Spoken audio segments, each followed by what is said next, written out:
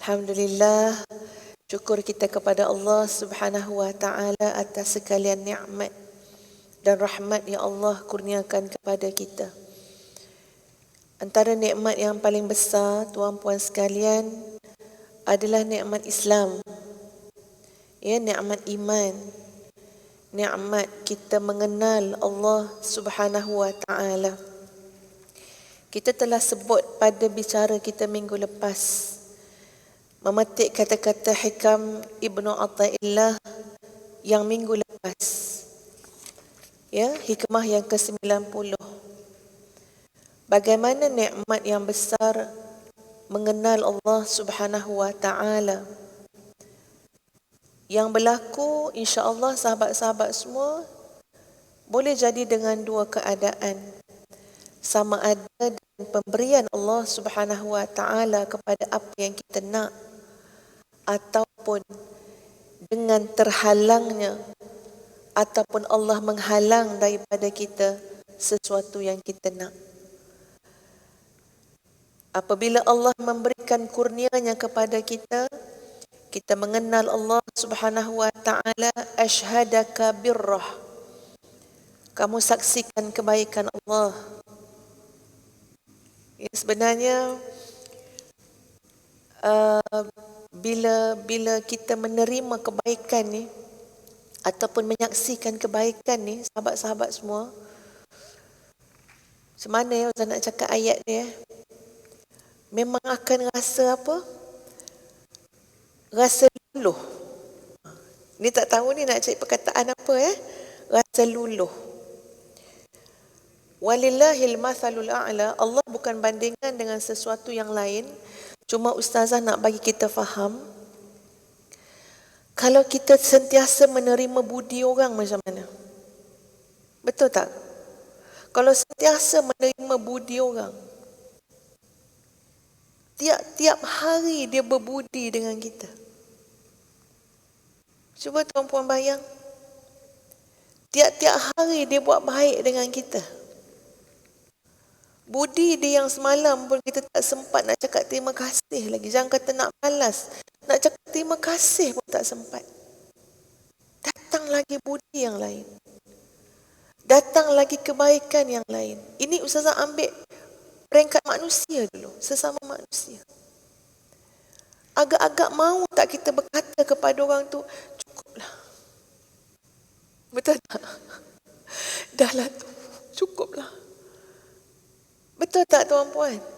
Kawan kita hari-hari bagi makanan, nak menggembirakan kita. Ustazah ada kawan macam tu tuan-puan. Mungkin dengan ustazah berduka cita ke apa, wallahu alam ya. Balik saja daripada mana-mana travel, Masya Allah, makan tengah hari datang. Makan malam datang. Dihantar. Ustazah cakap dengan sahabat ustazah, cukuplah, cukup. Sebab apa? Sebab kita tak sempat nak balas budi dia. Gambarannya tuan-puan sekalian, menerima budi ni pun satu benda yang kadang-kadang boleh menyebabkan luluh hati kita. Ya, tak sempat kita nak puji. Ya Allah, nak puji macam mana lagi? Ini kawan kita ni. Ini cerita dengan kawan-kawan, dengan orang. Baiknya. Orang kata apa? Tak ada perkataan dah nak kata. Baiknya dia. Itu baru orang berbudi, sahabat-sahabat sekalian. Sedangkan kebaikan Allah Subhanahu wa ta'ala tidak dapat dibandingkan dengan manusia yang buat baik dengan kita. Allah yang menghidupkan, Allah yang mencipta, Allah yang menjaga, Allah segala-galanya. Asyhadaka birrah, kamu menyaksikan kebaikan Allah Subhanahu wa ta'ala. Maksud dia sahabat-sahabat semua, orang boleh lemah, orang boleh luluh, kita boleh tersungkur semata-mata untuk menjadi hamba Allah yang bersyukur. Bukan tersungkur jatuh yang tak baik. Maksud ustazah, kita boleh mengabdikan diri kita kepada Allah. Cuba buat sebaik-baiknya. Kenapa? Kerana aku menyaksikan kebaikan maha baiknya Allah Subhanahu wa ta'ala. Oh ya Allah, melihat kebaikan Allah, melihat rahmat Allah, melihat seluruh yang Allah kurniakan kepada kita. Tak tahu nak cakap macam mana ya sahabat-sahabat semua. Tapi kita boleh faham dengan apa yang ditunjukkan oleh baginda Nabi sallallahu alaihi wasallam. Bila Nabi dengan ibadah Nabi, dengan jihad Nabi, dengan kesungguhan Nabi, dengan amanah Nabi, dengan segala yang telah Nabi perform dalam kehidupan baginda sallallahu alaihi wasallam, dan baginda menyatakan, afala akunu abdan syakura. Apakah aku tidak mahu menjadi hamba Allah yang bersyukur? Melecet dah kaki tu, kata Sayyidatuna Aisyah radhiyallahu anha. Takkan begini sekali tahajudnya. Kita tahu tahajud Nabi kita Muhammad sallallahu alaihi wasallam tak mampu diturut oleh orang lain. Qiyam baginda Nabi sallallahu alaihi wasallam sampai habis surah Al-Baqarah. Kita duduk baca surah Al-Baqarah pun kematu punggung kita. Jangan kata berdiri. Jomlah kita buat program apa? Baca surah Yasin boleh lagi. Itu pun asyik nyingkap-nyingkap muka surat. Bila nak habis tu kan, baca surah Yasin sambil menyingkap. Bila nak sampai dekat idza aradallahu syai'an ayaqula lahu kun fayakun, sambil singkap-singkap. Baca surah Al-Mulk boleh lagi. Tapi cuba kita buat program baca surah Al-Baqarah. Main dekat nak 3 juzuk tu. Bagi Nabi sallallahu alaihi wasallam, atas nama ingin menjadi hamba Allah Subhanahu wa taala yang bersyukur, Nabi qiyam saja pun sahabat yang pernah ikut di belakang baginda Nabi SAW pun dah berkata-kata dah, habis kot lepas juzuk 1 ni, habis kot surah Al-Baqarah ni akan rokok, sambung lagi surah Ali Imran. Ya. Dan demikian juga, maknanya ini adalah dua-dua keadaan. Demikian juga sahabat-sahabat sekalian, ketika mana Allah Subhanahu wa taala menghalang kita. Kita punyalah nak tapi tak dapat. Atau kita tak nak tapi dapat. Wa mata mana'aka, ya Allah ya Tuhan. Lemahnya kita sebagai manusia. Benda yang mungkin kita cuba nak buat, kita nak benda tu, tapi tak boleh. Tak dapat. Terhalang. Dan Allah Maha mengetahuinya. Di mana Allah nak suruh kita lihat? Kalau tak, nanti macam-macam berlaku dalam hati kita. Kalau benda tu melibatkan ramai orang akan berasa macam-macam. Tetapi sahabat-sahabat, tengok. Ashhadaka qahrahu. Kamu tahu tak sebenarnya Allah nak perkenalkan, nak bawa kamu mengenal Allah Subhanahu wa taala pada perkara yang kamu tak mampu nak ubah. Pada perkara yang kamu tak mampu nak buat apa-apa, walaupun kamu dah coba, walaupun kamu dah usaha, kamu dah ikhtiar. Saksikanlah Allah itu Al-Qahhar, yang maha berkuasa penuh. La haula wa la quwwata illa billah. Tak ada daya, tak ada kekuatan kecuali dengan Allah Subhanahu wa taala.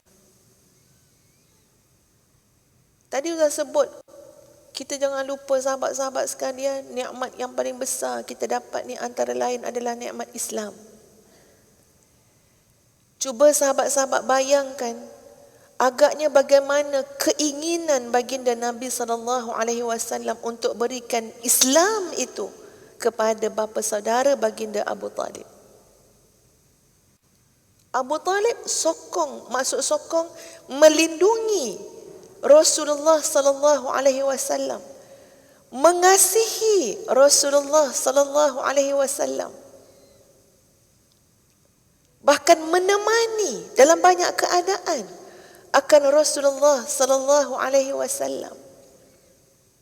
Bukan Abu Talib tak dengar, bukan Abu Talib tak tahu apakah seruan yang diajak oleh baginda Nabi sallallahu alaihi wasallam. Pasti tahu. Di atas pembaringan kematian, nak nazak dah, nak sakratul maut dah, Nabi sallallahu alaihi wasallam di sisi beliau. Bayang tuan-puan. Tuan-puan boleh bayang tak? Ini kita kata imajinasi kita sebab Ustaz nak gambarkan, wah ini suasana yang sangat dahsyat. Kalau kita nak mati, Nabi kat sisi kita. Cuba tuan-puan bayang. Abu Talib nak mati tuan-puan, Nabi ada sebelah. Dan Nabi terus mengajak Abu Talib untuk beriman kepada Allah Subhanahu wa taala. Dan jangan lupa di sisi yang sama ada Abu Jahal. Dan Abu Jahal kata, ingat kamu hendaklah mati di atas agama nenek moyang kita. Tuan-puan, ia berakhir dengan apa? Allah Al-Qahhar. Allah yang punya kuasa. Kuasa mutlak, kuasa penuh. Abu Talib mati dengan agama nenek moyang. Bayang bukan kepalang sedihnya Nabi SAW. Dan turun ayat Allah mengingatkan Nabi supaya tidak mendoakan orang yang sudah terang-terang mati dalam keadaan kufur dan musyrik. Orang yang terang-terang jadi ahli neraka. Dan turun ayat innaka la tahdi man ahbabta walakinallaha yahdi man yasha. Kamu tak boleh bagi hidayah pada orang yang kamu sayang. Kamu tak upaya nak bagi hidayah pada orang yang kamu sayang. Kerana yang memberi hidayah adalah Allah Subhanahu wa taala. Dan Allah memberikan hidayah kepada siapa yang Allah kehendaki. Masa Ustazah baca balik semula kisah itu dalam kitab Ar-Rahiqul Makhtum Sirah Nabawiyah, sahabat-sahabat sekalian, dan ulas dalam satu program slot Sirah Nabawiyah, kita terasa subhanallah, masya Allah, besarnya nikmat Allah yang mengurniakan kita nikmat Islam. Yang Ustazah kira tidak ada satu perjuangan apa pun memadai dengan dipilih oleh Allah Subhanahu wa taala, kehendak Allah. Kamu Zakiyah contohnya lahir daripada rahim seorang ibu dan ayah yang muslim dan muslimah. Ketentuan Allah ke atas kamu, kamu menjadi orang pilihan Allah. Kamu disambut kelahiran di atas muka bumi ini dengan kalimah Allahu Akbar, Allahu Akbar. Masya Allah. Abu Talib, Nabi kat sebelah, nak mati, seru, ajak. Allah tak bagi. Kalaulah kita tak rasa betapa besarnya nikmat Islam yang Allah bagi kepada kita, yang Allah bagi pada anak-anak kita, Allah bagi pada kaum keluarga kita, itu pun tuan-puan sekalian kita tak tahu macam mana nak mensyukuri dan menghargainya. Belum lagi nikmat-nikmat yang lain.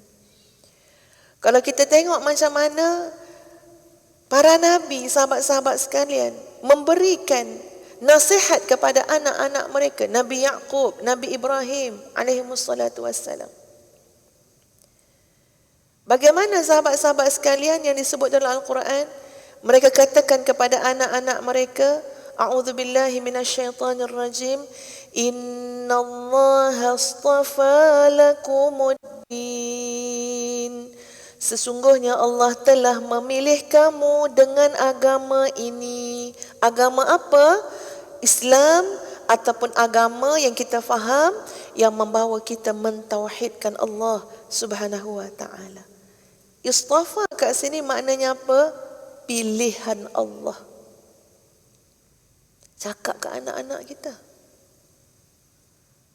supaya anak-anak kita sedar nikmat yang mereka terima apa dia? Allah telah memilih, memuliakan kamu. Innallaha astafa lakumuddin fala tamutunna illa wa antum muslimun. Allah telah muliakan kamu, pilih kamu dengan nikmat agama ini, maka janganlah kamu mati kecuali kamu mati sebagai seorang Islam. Itu pesanan nabi-nabi pada anak mereka. untuk melihat betapa besarnya nikmat Islam. Jaga Islam tu baik-baik dalam diri kamu, dalam kehidupan kamu. Jangan kamu mati agama kamu terlondeh. Jangan kamu mati terlucut akidah tauhid kamu kepada Allah Subhanahu wa taala. Sebab kita nak kena melihat nikmat itu dengan sangat luas, sahabat-sahabat semua. Kalau tak, kita asyik rasa benda ni tak dapat, benda ni terhalang, benda ni, sedangkan nikmatnya terlalu besar. Dan bila kita melihat nikmat Allah Subhanahu wa taala, di situ pun kita akan rasa, ya Rab, bantulah aku untuk mensyukuri nikmat-Mu ya Rab. Kat situ. Kalau orang lain menangis kerana sakitnya untuk bersabar di atas ujian, ada orang yang menangis meraung kerana merasa perlukan bantuan untuk menjadi hamba Allah yang mensyukuri nikmat Allah Subhanahu wa taala. Bukan seronok berfoya-foya lupa daratan. Ujian nikmat juga satu ujian yang berat, seperti mana ujian kesusahan yang memerlukan kepada kesabaran. Merayu pada Allah Subhanahu wa taala, Rabbi auzi'ni an ashkura ni'mataka allati an'amta 'alayya wa 'ala walidayya أن أعمل صالحا ترضاه وأصلح لي في ذريتي وإني تبت إليك. Sehingga ke akhir ayat. Saya takut sambil-sambil baca, takut silap baca. Tengok surah Al-Ahqaf ayat 15. Inni tubtu ilaik wa inni minal muslimin. Maksud dia apa dia? Rabbi auzi'ni an ashkura ni'mataka allati an'amta 'alai. Ya Allah, bagilah aku ya Allah kemampuan. Auzi'ni, bagilah bahagian untuk aku, bagilah kemampuan untuk aku. Untuk apa?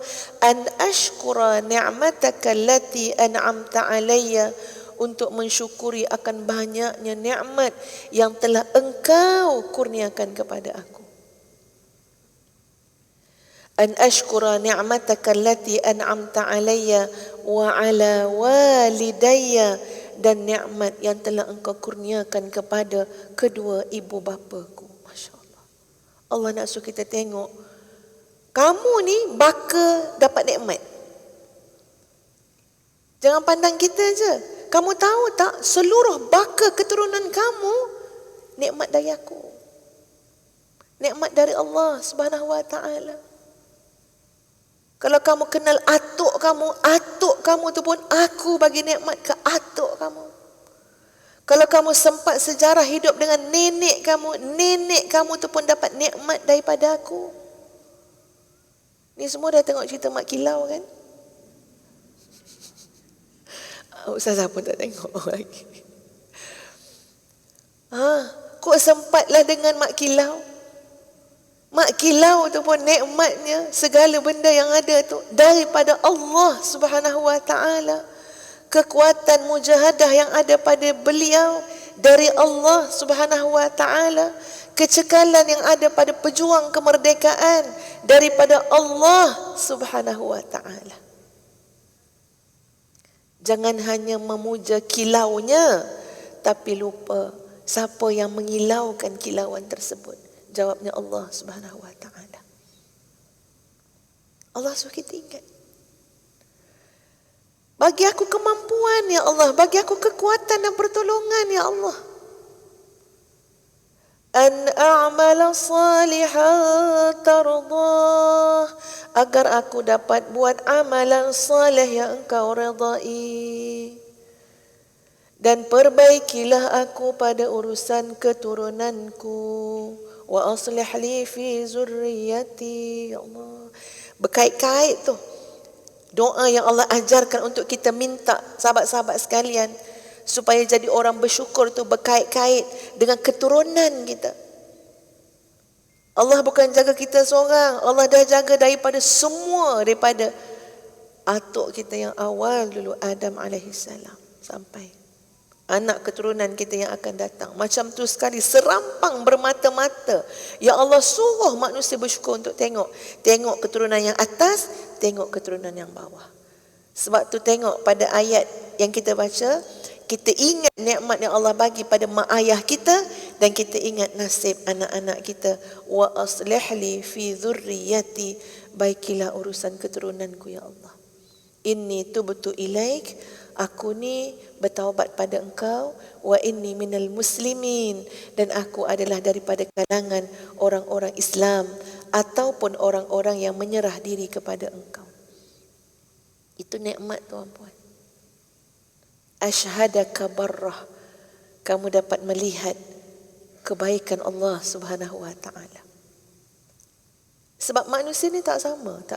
Ada orang Allah nak bawa dia mengenal Allah Subhanahu wa taala melalui lautan nikmat.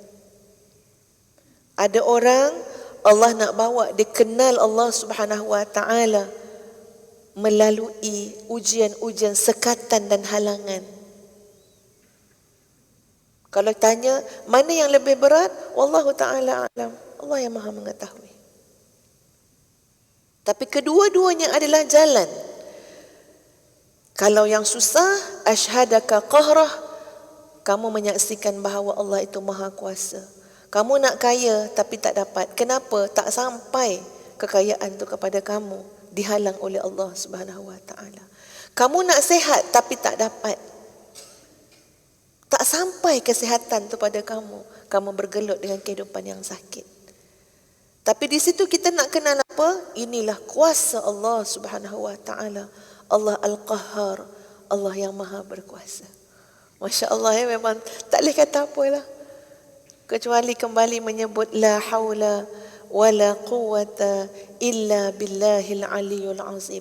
Tapi tak kira Allah bagi, Allah halang, ingat Allah lah yang jaga kamu. Allah lah yang lindungi kamu. Allah itu latif, Allah itu rahim, Allah itu dengan segala kesempurnaan sifat-sifat Allah ya Subhanahu wa taala. Kita masuk kepada hikmah yang ke-91. Sebelum tu sahabat-sahabat semua, nanti Ustazah nak kongsikan satu doa. Doa tu memang Ustazah dah pernah dah bagi tahu dekat sini. Rasanya lah ya, yang saya ingat dah bagi dah tahu kat sini. Cuma Ustazah mengulangnya kembali. Kotlah sahabat-sahabat ada yang dah tak amal, dah lupa, ya, dah cuai. Jadi Ustazah harap kita sama-sama amalkan balik semula. Ya. Cuma Ustazah nak baca dulu hikmah yang ke-91. 90?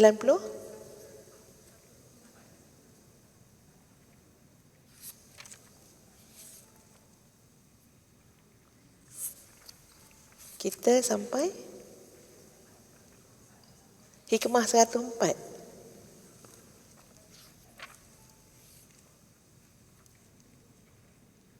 Oh sekejap ini buku. Okey, hikmah 104. Ustazah terujuk buku lain.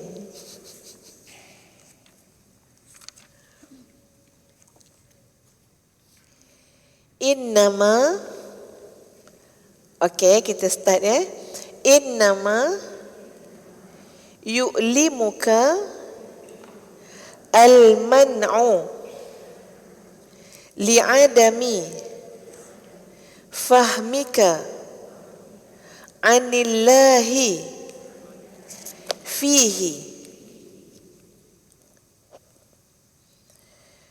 Maksud dia, sesungguhnya terasa pedih. Ini kalau Ustazah bagi terjemahan dengan tak tengok terjemahan kat bawah Innama ni maksud dia hanya senya, ataupun sesungguhnya yu'limuka, menyakitkan kamu, pedih, memedihkan kamu. Alam dalam bahasa Inggeris maksud dia, apa maksud alam dalam bahasa Inggeris? Apa Kak Jo? Dalam bahasa Inggeris, alam. A-L-A-R-M.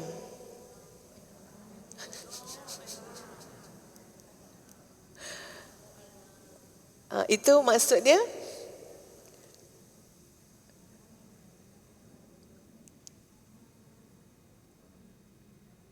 Apa maksud dia? Kita tahu kan, ya, kalau nak tidur kena pasang alam kan. Dalam bahasa Arab, alam maksud dia lain. Dalam bahasa Arab maksud dia luka, sakit. Pernah tak tuan-puan rasa luka kat dalam? Ke sedang luka? Pernah tak rasa pedih? Selalu kita dengar orang cakap, luka di sini ustazah lebih sakit daripada kena pisau kat jari. Pisau kat jari ambil minyak gamat. InsyaAllah 3-4 hari elok. Luka di sini pedih yang amat. Kata Ibnu Athaillah As-Sakandari, sesungguhnya yang melukakan hatimu itu, yang menyakitkan kamu itu, al-man'u, penolakan Allah kepadamu. Maksud dia ada yang kita nak tapi Allah tak bagi, ataupun yang kita tak nak tapi Allah bagi. Lalu keluarlah lagu, lukanya tu di sini, sakitnya tu di sini. Kan kau dah nyanyi kan hujan pula. Kes tu lah. Sebab ada yang kita nak tak dapat. Kita nak macam ni keluarga kita. Kita nak macam ni pasangan kita. Kita nak macam ni anak kita. Kita nak macam ni, macam ni, macam ni, macam ni. Ini design kita kepada kehidupan kita. Ini yang kita nak. Tapi tak dapat. Kita tengok orang lain dapat apa yang kita nak. Itu tanggapan kita. Kita nak anak yang apa? Ya, anak yang dengar kata, anak yang bijak pandai, anak yang sejuk mata memandang. Kita tengok anak jiran kita macam tu. Kita pandang anak jiran kita, hati kita sejuk. Pandang anak sendiri, oh bergelora. Kita nak isteri yang macam ni. Kita nak suami yang macam ni. Ya, setiap orang ada impian, ada harapan, ada keinginan. Tapi tak dapat. Tak dapat. Bila tak dapat, apa yang berlaku tuan-puan? Yu'limuka, akan melukakan di sini. Akan menyakitkan di sini. Dan ustazah fikir, apa yang dibicarakan oleh Ibnu Athaillah As-Sakandari ini adalah kehidupan yang kita lalui. Kita tahu, ya, bila ada benda yang kita nak tapi tak dapat, benda yang kita tak nak tapi kita kena hadap, memang kalau hati tak cukup bersih, kalau tak betul-betul sahabat-sahabat sekalian, lukanya sangat dalam dan lama. Li'adami fahmika anillahi fihi. Tapi sebenarnya kelukaan itu berlaku kerana kamu tidak mengerti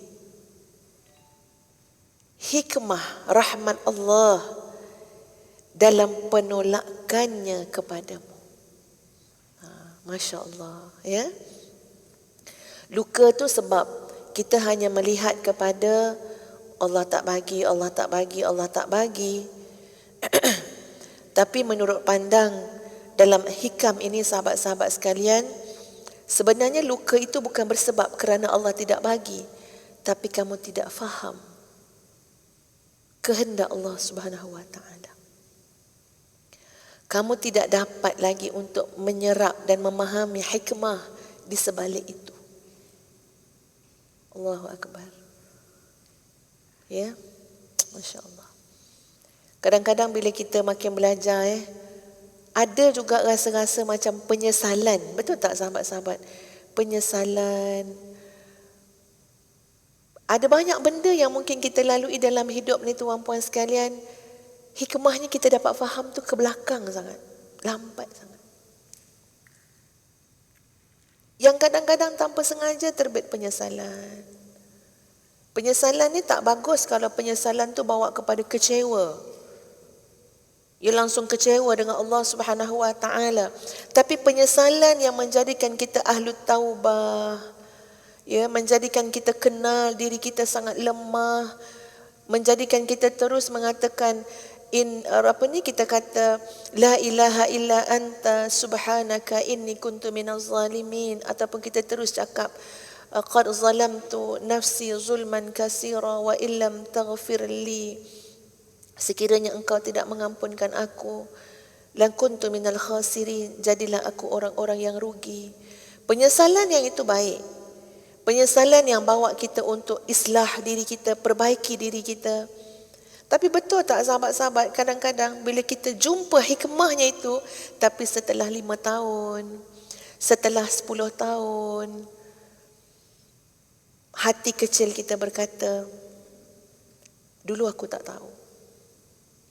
Dulu aku tak nampak. Tapi kita nak buat apa? Hadap je lah. Benda dah berlaku.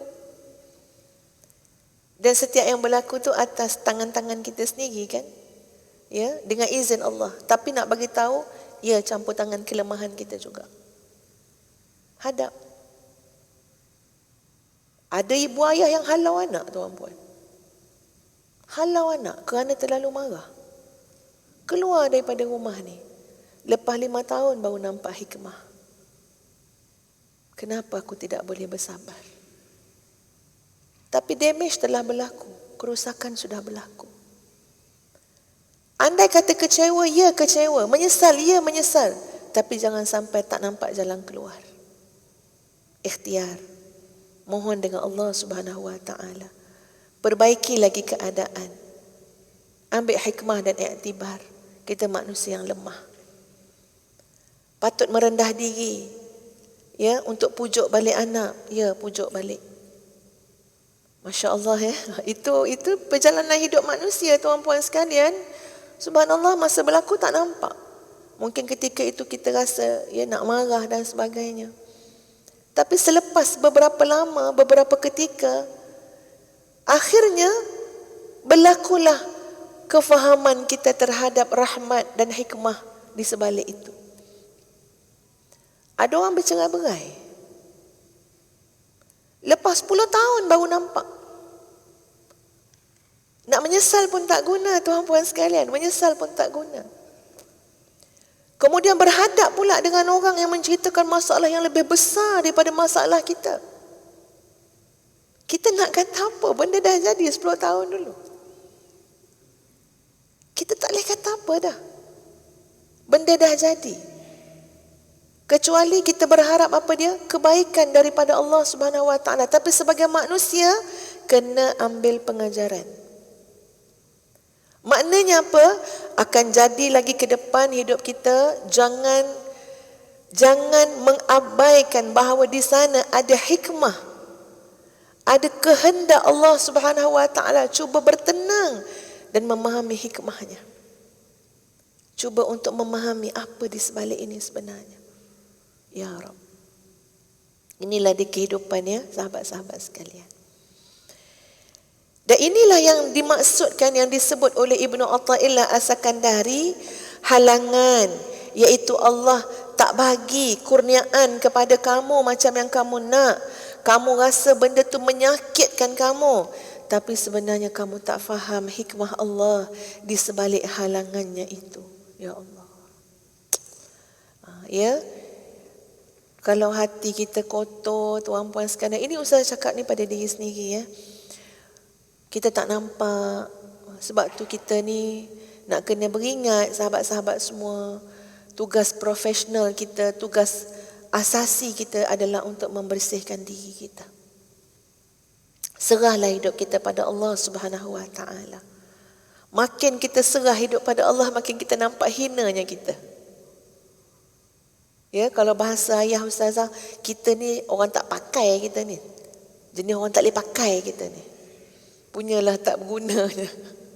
Ya, kita nak tengok hina kita tu, aku ni orang tak boleh pakai. Bukan siapa-siapa pun. Betul ihsan daripada Allah. Betul betul rahmat daripada Allah. Betul kerana pertolongan Allah Subhanahu Wa Taala. Kalau serah kita ni kemudi diri sendiri, urus diri sendiri, tak boleh pakai punya orang. Cakap tak boleh pakai, perangai tak boleh pakai, fikiran dia tak boleh pakai. Sebab apa? Penuh dengan cita rasa nafsu, hawa nafsu. Kata Ibrahim Al-Khawwas rahimahullah, la yasihhu al-faqru lil-faqiri hatta takuna fihi khaslatan. Ihdahuma athiqatu billahi ta'ala wal ukhra asyukru lillah zawa anhu mabtala bihi ghairahu minad dunya.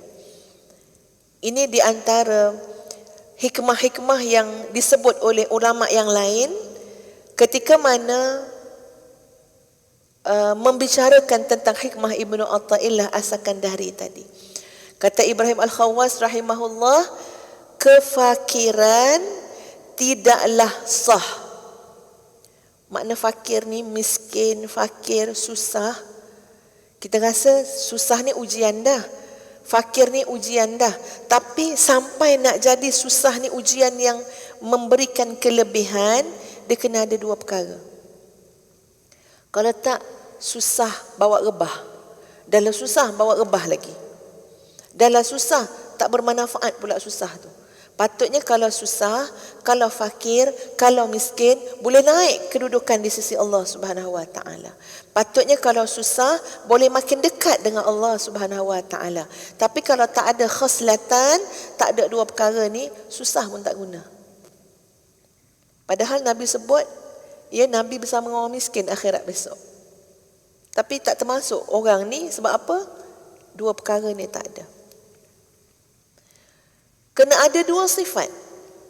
Yang pertama adalah ihdahuma athiqatu billahi ta'ala.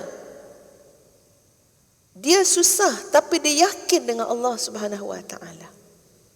Jangan sampai diuji dengan kesusahan, dalam masa yang sama hilang keyakinan dengan Allah Subhanahu Wa Taala. Orang senang, mungkin apa yang dia ada, tuan-puan sekalian, dia nampak. Dia nampak benda tu. Allah lah yang maha memberi rezeki. Orang senang. Senanglah cakap sambil makan nasi Arab. Ya? Senanglah cakap sambil naik kereta besar. Senanglah cakap sambil tidur atas tilam empuk. Sedap kita zikir Allah Ar-Razzaq, Ya Razzaq, Ya Razzaq, Ya Fatahu, Ya Alim, Ya Razzaq, Ya Razzaq atas tilam empuk. Senanglah kata Ar-Razzaq, ya, duit berkepuk-kepuk. Senang. Sebab apa? Nampak depan mata. Tapi orang yang nak sebut Allah Ar-Razzaq, Allah Al-Fattah, Allah Al-Wahhab, yuran anak tertunggak 6 bulan. Sampai kena keluar anak daripada sekolah tu. Dapat notis, anak ni kena diberhentikan. Ya, dia punya keputusan periksa tak boleh dibagi. Anak dah periksa, dah study, dah bersungguh-sungguh. Bila tak tahu keputusan apa, kes apa, abah tidak mampu bayar yuran sekolah. Tapi orang miskin itu, orang susah itu, yakin dengan Allah Subhanahu Wa Taala, tak ada ragu pun. Allah la Al-Wahhab, Allah la Ar-Razzaq, Allah la Ar-Rahman, Allah la Ar-Rahim. Cuma Allah menguji. Nanti insya-Allah akan datang rezeki untuk bayar. Sabar. Itu memang hebatlah tuan-tuan. Ustazah cakap pun bukan bermakna ustazah sampai tahap tu, tidak. Kadang-kadang kita ni betul diuji untuk bercakap. Tapi entah tuan-tuan yang diuji untuk beramal. Ya, sahabat-sahabat semua, ya Allah, tak sama. Ini kata Ibrahim Al-Khawwas. Orang susah, orang fakir, orang yang diuji, orang yang Allah tak bagi apa dia nak, tapi padanya ada keyakinan kepada Allah Subhanahu Wa Taala. Wal ukhra, dan ada pula yang kedua, asyukru lillah, syukur pada Allah dalam keadaan dia tak ada, dalam keadaan dia susah. Dan keadaan benda yang dia nak, dia tak dapat. Tapi dialah ahli syukur. Dialah ahlul yaqin. Zawa anhu mabtala bihi ghairahu minad dunya. Sesungguhnya Allah telah menjauhkan daripadanya kesenangan dunia, sedangkan orang lain Allah pilih orang lain untuk diuji dengan kesenangan dunia. Masya Allah. Kerana ujian kesenangan dunia juga berat. Boleh menyebabkan mata kita tak nampak hakikat. Boleh menyebabkan kita salah faham, salah pandang, salah sangka, salah tanggap. Kenapa? Sebab depan kita tu terlalu bling-bling dunia tu. Kuat sangat cahaya dia. Kilauan dunia tu terlampau kuat, kita tak nampak benda lain. Apa dia? Hakikat. Ada satu kehidupan lain yang menanti kamu. Yang mungkin tak lama dah kamu nak pergi. Apa dia? Alam barzakh. Jangan kata alam akhirat. Ada perantara antara alam dunia dengan akhirat tu nama alam barzakh. Alam barzakh pun kamu kabur, tak nampak. Kenapa? Sebab Allah uji kamu dengan kesenangan dunia. Kilauan dia terlalu kuat. Allahu Akbar. Tengok ya sahabat-sahabat sekalian. Dalam apa jua keadaan, bila kita dah dengar macam ni kan, maksud dia apa? Apa kesimpulan kita boleh buat? Aku tidak boleh tidak bergantung dengan Allah. Itu je kesimpulan yang paling besar lah kalau ustazah nampak apa yang kita bicarakan ni. Apa dia? Bergantunglah dengan Allah Subhanahu Wa Taala. Masa susah, masa senang, masa di atas, masa di bawah, wahai Allah jangan tinggal aku. Tak selamat kita kalau Allah tinggal kita. Ya Hayyu Ya Qayyum birahmatika nastaghith aslih lana sya'nana kullah wa la takilna ila anfusina tarfata ain. Ya Hayyu Ya Qayyum, wahai yang maha hidup, wahai yang maha berdiri sendiri, tak perlu berhajat pada apapun. Birahmatika nastaghith, dengan rahmatmu lah kami minta tolong, sangat merayu-rayu ya Allah. Apa dia? Aslih lana sya'nana kullah, perbaikilah segala urusan hidup kami, jangan serahkan kami kepada diri kami sendiri.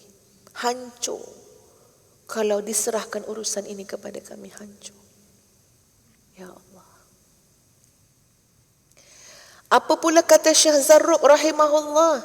Faman alima anna Allah Ta'ala rahimun bihi wa mutafaddilun alaihi wa latifun bihi lam yata'allam bima yuwajihuhu minhu. Kata Syekh Zarruq, siapa yang mengetahui dengan yakin bahawa Allah merahmatinya, bahawa Allah memberi limpah kurnia kepadanya, bahawa Allah berlemah lembut memahaminya, mengasihaninya, nescaya dia tidak akan merasa alam, tak ada rasa luka, tak ada rasa duka cita, tak ada rasa sedih dan sakit dengan apa jua yang dia hadapi daripada pemberian Tuhannya. Allahu Akbar. Ustazah sebenarnya kalau dah masuk bab-bab yang ujung-ujung ni takut dah nak cakap. Makin banyak kita belajar hikam ni, dia dah masuk bab-bab yang semakin halus sangat, yang makin beradab dengan Allah Subhanahu Wa Taala. Cakap awal-awal terang-terang sahabat-sahabat semua, kalaulah tidak kerana amanah, maknanya nak kena ngajar lepas satu tajuk. Takkan asyik nak tajuk 1 sampai 5 je kan, ya? Dah berapa tahun. Kalau tidak kerana amanah tu, Ustazah rasa terlalu malu nak cakap benda ni. Jadi cakap awal-awal, tuan puan, kita sama-sama berjuang, kita sama-sama mujahadah. Untuk apa dia? Untuk jadi lebih baik dan lebih baik. Kita sama-sama belajar, sama-sama belajar. Maknanya tengok sampai tahap ni, kata Syekh Zarruq, kamu tak ada terluka-terluka, kamu tak ada sakit, kamu tak ada masalah, kamu tak ada duka cita, kamu tak ada sedih. Kalau kamu yakin bahawa Allah merahmati kamu, Allah mengasihi kamu, Allah memberikan limpah kurnianya kepada kamu, Allah memahami kamu, Allah latif, Allah berlemah lembut dengan kamu, kamu takkan rasa pedih, takkan rasa duka cita dengan apa jua yang Allah hadapkan kepada kamu. Ustaz teringat arwah kakak Ustazah. Ustaz tak tahu macam mana Kekuatan yang Allah berikan kepada hamba-hambanya bila mengharung sesuatu. Kita kalau fikir-fikir awal-awal macam ni tuan-puan, sebelum kita hadap, kita rasa kita tak boleh kan? Tuan-puan boleh tak nak muntah-muntah darah? Betul-betul darah keluar. Hitam, merah hitam. Kita ingat tengok tu dalam drama kan? Kalau betul-betul ingat tak sakit ke tuan-puan? Tak takut ke tengok bila sakit yang amat sangat keluar, ya Allah, muntah darah hitam. Sebab apa? Habis dah berdarah dalam perut tu. Sakit bukan kepalang, kena bantu dengan morfin. Kita baru ambil ubat-ubat yang dos tu tak sampai macam tahap morfin pun. Ustazah pernah tak tahulah apa benda doktor bagi kat hospital. Padahal kita ni betul-betul nak masuk hospital lah, sanggup lah untuk berubat. Tapi masuk je ubat tu tuan-puan, terus jadi macam budak kecil menangis nak balik. Ubat apa saya tahu. Terus macam garu-garu macam ni kan. Nangis nak balik, nak cabut ni, nak balik. Sampailah ambil masa sikit ubat tu berjalan agak dalam 10 minit, barulah perasan, apa kena aku tadi ni? Orang yang bawa kita, masa tu yang bawa zakat Rohaya tu, dia pun heran, tadi dah riang dah masuk hospital nak dirawat. Lepas tu menangis, nak balik. Cakap balik dengan doktor kata minta maaf, lupa nak beritahu. Ubat tu memang ada kesan macam hair wire sikit. Mula-mula masuk tu. Masya Allah, ubat apa benda lah tu. Ini morfin ya tuan-puan ya. Separuh gila. Tak sedar. Kesian. Dalam pada itulah nak ingat Allah Subhanahu Wa Taala. Dalam kemelut morfin tu tuan-puan. Dia nak ingat Allah, dek Along nak baca surah Al-Kahfi, dek hari ni hari apa? Hari Jumaat Kak Long. Along nak baca surah Al-Kahfi. Kita baca sama-sama. Baru baca 2-3 ayat dia tidur dah. Masya Allah. Tapi Allah itu pengasih dan penyayang sahabat-sahabat semua. Allah Al-Latif. Allah berikan kemampuan dan kekuatan. Kita fikir masa ni memang kata-kata, tak adalah. Dengan segala macam jenis penyakit-penyakit ya. Ya Allah, ya Tuhan. Tapi Allah yang maha pengasih lagi maha penyayang memberikan ujian beserta dengan kemampuan dan kesabaran. Belum lagi kita cakap soal pahala yang Allah berikan. La yukallifullahu nafsan illa wus'aha. Ya, kalau benda tu berlaku dapat ditanggung, makna itulah kehendak Allah Subhanahu Wa Taala. Itulah yang Allah kehendaki. Jadi kalau tengok pada kehidupan kita sekarang, kita sedang mengeluh kesakitan. Kita sedang mengeluh kesedihan, duka cita. Maknanya apa? Kita belum benar-benar yakin dengan Allah Subhanahu Wa Taala. So buat sesuatu lah ya. Kita sama-sama buat sesuatu supaya ilmu yang kita belajar ni menambahkan yakin, iman ataupun pengalaman yang kita lalui ini juga membantu untuk kita bertambah yakin dengan Allah Subhanahu Wa Taala. Kata Syekh Wahab bin Munabbih, beliau berkata dalam kitab Taurat, aku dapati tercatat 4 ayat yang berturut-turut yang berbunyi begini. Dalam kitab Taurat, kata Syekh Wahab bin Munabbih, aku dapati ada 4 ayat berturut-turut berbunyi begini. Pertama, sesiapa yang membaca kitab Allah Subhanahu Wa Taala tetapi menganggap dosanya tidak diampunkan, maka dia termasuk dalam golongan yang mempersendakan ayat-ayat Allah Subhanahu Wa Taala. Maksud dia apa? Kita kena yakin bahawa Allah itu Maha Pengampun. Penting sangat sahabat-sahabat. Kalau tak, kita tak boleh bangkit. Kita tak boleh bangkit. Betul tak Kak? Kalau kita tak yakin Allah itu mengampunkan dosa-dosa kita yang banyak, kelemahan kita, ketelanjuran kita, kita ni siapa? Kita memang lemah, memang berdosa. Bukan sikit silap yang kita buat dalam hidup kita. Salah kita pada orang, zalim pada diri sendiri, zalim pada orang. Amanah yang kita khianat, janji yang kita mungkir. nikmat yang kita tak syukur, ujian yang kita tak sabar. Tapi kita nak kena yakin Allah ampunkan kita. Kerana Allah itu Maha Pengampun.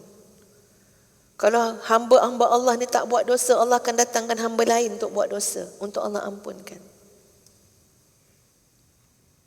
Memang luluh hati kita, sahabat-sahabat. Luluh sangat hati kita mengenangkan kita ni hamba berdosa.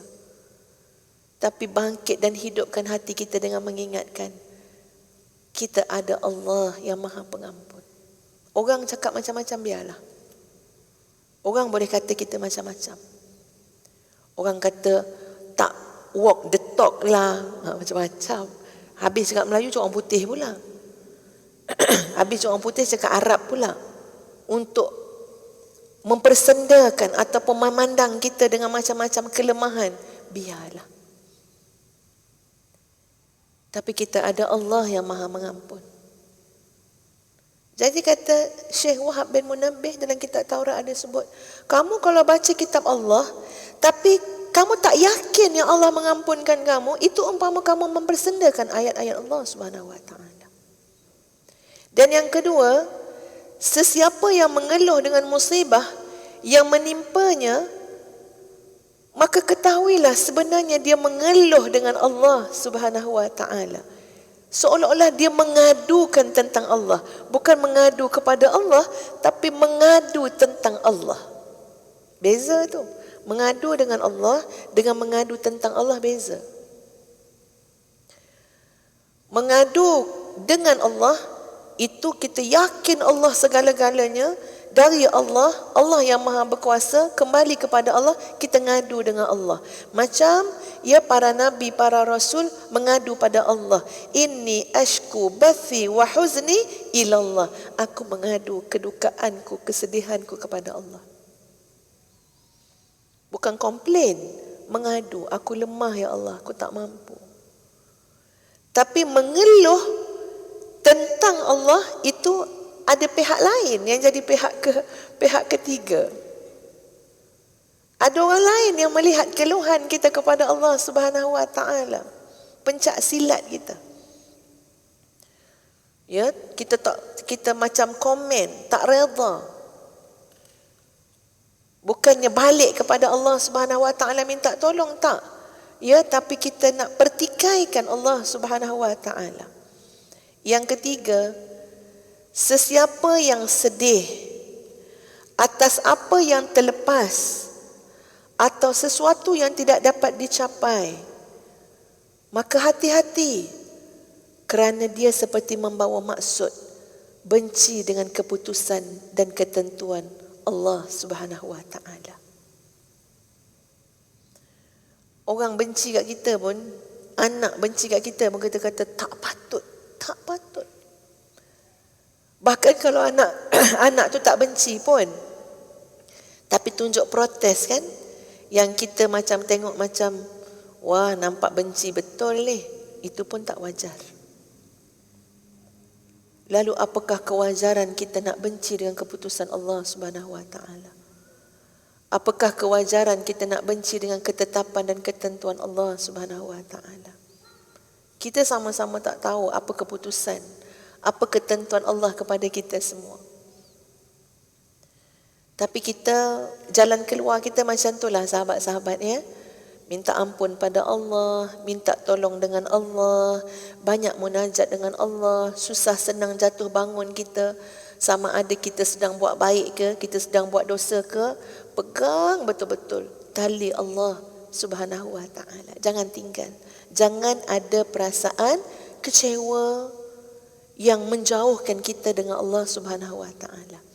Syaitan memang jahat. Syaitan buat kita sampai buat salah. Syaitan hasut kita sampai kita buat dosa. Syaitan hasut kita sampai kita melampaui batas. Syaitan hasut kita sampai kita zalim pada diri sendiri, zalim pada orang. Hujungnya syaitan kata aku berlepas diri, kau hanyutlah dalam kekecewaan dengan hidupmu sendiri. Itu kerja syaitan. Tapi kalau dia tak berjaya, dia mungkin berjaya buat kita jadi orang berdosa. Dia berjaya buat kita zalim pada diri kita. Dia berjaya buat kita buat salah. Tapi hujungnya Dia melihat kita kembali kepada Allah, minta ampun dan taubat kepada Allah. Kita tak kecewa pun pada Allah. Kita kata masih ada sinar untuk hidup kita. Allah akan bantu kita. Allah bagi hidayah pada kita. Kita akan melangkah. Itu syaitan yang akan kecewa. Itu syaitan akan berputus asa. Jaga yang ujung tu tuan-puan. Jaga betul-betul. Jangan frust melihat diri kita. Walaupun kita banyak dosa. Sebab tu kena yakin dengan keampunan Allah Subhanahu Wa Taala. Kalau tak, jadi macam-macam hujung hidup. Ya, saya ni ahli neraka. Sudahnya cakap macam tu. Ya. Yang keempat, sesiapa yang tawaduk, yakni merendah diri kepada orang kaya kerana kekayaan yang orang kaya itu ada, maka hilang 2/3 agamanya. Ini kata Syekh Wahab bin Munabbih. Kerana orang tu kaya, kita merendah diri tak pasal-pasal. Patutnya tawaduk ni kepada Allah Subhanahu Wa Taala. Bukan jadi lemah lutut di hadapan kekayaan orang. Siapa yang menghinakan diri dia, merendahkan diri dia hanya kerana melihat kekayaan orang, pandangan yang disebut oleh Syekh Wahab Munabbih dalam kitab Taurat, 2/3 agama dihilang. Masalah apa nak jadi macam tu pula? Tapi kadang-kadang memanglah tuan-puan ya, punya tak berani tu kalau dengan orang kaya. Ya, tak berdecit orang kata. Kalau pergi ke istana agam entah mana-mana, katalah bawa pergi Emiria Arab Bersatu tu, pergi rumah orang kaya yang bapak punya kaya tu, nak melangkah setapak pun tak berani. Jangan-jangan CCTV penuh ni CCTV. Jadi pelik juga ke kita ni kan, ya? Tak berani. Kerah macam ni, duduk atas kursi. Apa masalah kita? Kita sebenarnya takut dengan apa? Kita sebenarnya yang memberi pengaruh pada kita apa dia sekarang ni? Kekayaan dia ke? Di hadapan Allah yang maha kaya, kita tak jadi macam tu pun. Allah Al-Ghaniyul Hamid. Cuba kita jaga macam tu tuan-puan masa kita di hadapan Allah kan. Qiyam. Masa kita solat, kita berhadapan dengan Allah yang maha kaya, yang memiliki segala-gala langit dan bumi. Tak berani angkat muka, tak berani nak lari hati daripada Allah Subhanahu Wa Taala. Kerana Allah yang maha kaya, patutnya itulah. Tapi depan kekayaan manusia, kamu senyap. Kamu tak berani bercakap yang benar. Kamu bisu. Itu maksud dia. Hilang 2/3 agama kamu. Percaya nanti kamu akan ikut je kehendak orang tu. Kamu takkan berani cakap benar. Ini kata Syekh Wahab bin Munabbih dalam kitab Taurat. Kesimpulannya sahabat-sahabat sekalian, hidup ni tidak boleh dibaca hanya dengan mata kasar. Itu kesimpulan dia.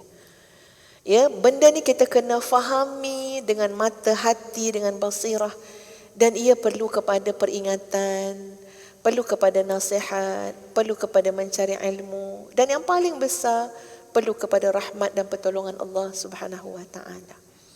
Semoga Allah mengampunkan dosa-dosa kita, merahmati kita, mengangkat darjat kita, mengurniakan segala ketentuan yang terbaik kepada kita semua. Allah redha kepada kita. Allah berikan kita segala jalan yang boleh mendekatkan diri kita kepada Allah Subhanahu Wa Taala.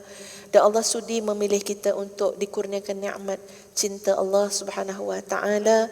Allah kurniakan kita husnul khatimah, insya-Allah, mudah-mudahan dapat masuk syurga Firdaus bersama dengan junjungan besar Nabi kita Muhammad sallallahu alaihi wasallam. Doa yang Ustaz nak kongsikan itu adalah doa yang berbunyi, Allahumma zidna wa la tanqusna wa akrimna wa la tuhinna wa a'tina wa la tahrimna wa athirna wa la tu'thir alayna wardina wardi anna.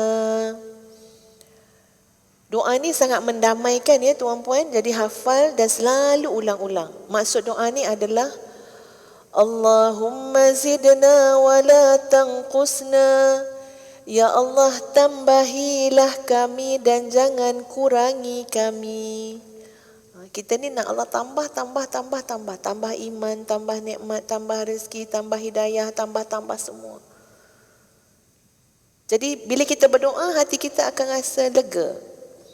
Allahumma zidna wa la tanqusna. Ya Allah, tambahi kami, jangan kurangi kami. Wa akrimna wa la tuhinna. Muliakanlah kami, jangan hinakan kami. Ustazah, antara benda yang kita bimbang dalam hidup ni, kita kecewa, kita putus asa. Tapi bila kita rasa lega, Allah memuliakan kita, Allah takkan hinakan kita. Ya, memang kita manusia hina, tapi Allah akan muliakan kita. Wa akrimna wa la tuhinna. Wa atina wa la tahrimna. Dan berilah kepada kami, hulurlah terus kurniaanmu kepada kami, jangan haramkan daripada kami. Kalau Allah haramkan hidayah, siapa yang boleh memberi? Kalau Allah haramkan rezeki daripada Allah, siapa lagi yang boleh bagi? Tak ada orang boleh bagi. Kalau Allah tutup pintu hati kita, siapa boleh buka? Tak ada, kecuali Allah Subhanahu wa taala.